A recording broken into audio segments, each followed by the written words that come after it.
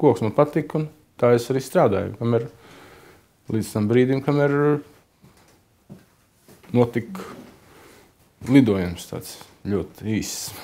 Es noliku puspēdu tur garam sienai.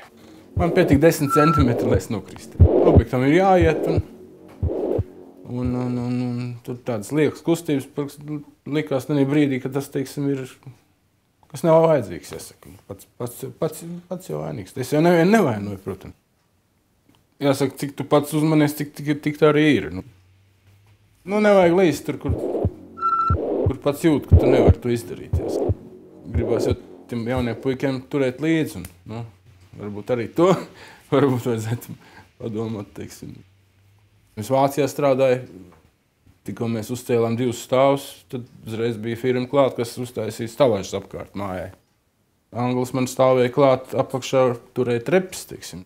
Nevajag turēt, viņš tāpat turēja tās trepes. Viņam ir iedzīts, ka viņam ir darba drošība ļoti augstā līmenī, teiksim.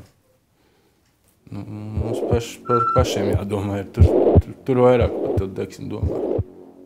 Katru dienu kaut kādas pozitīvas emocijas, jo tad tev sākumā jau bija, ka viena kāja sāk kustēties, tad otrai kāja pirksts sāk kustēties, katru dienu kaut kāds prieks. Tik daudz malkas ir saskaldījis, un ārpusē ir kaudzes, kas vēl jāsaskaldina. Tad es domāju, tad man mugura būs pietiekami stingra, lai es varētu vēl cits darbs darīt. Viss notiek, un viss iet uz augšu, jāsaka. Jo man jāsāk staigāt, ja man meita brauc jūlijā kaut kad no Vācijas, man ir viņas priekšā jāstaigā jau bez kruķiem.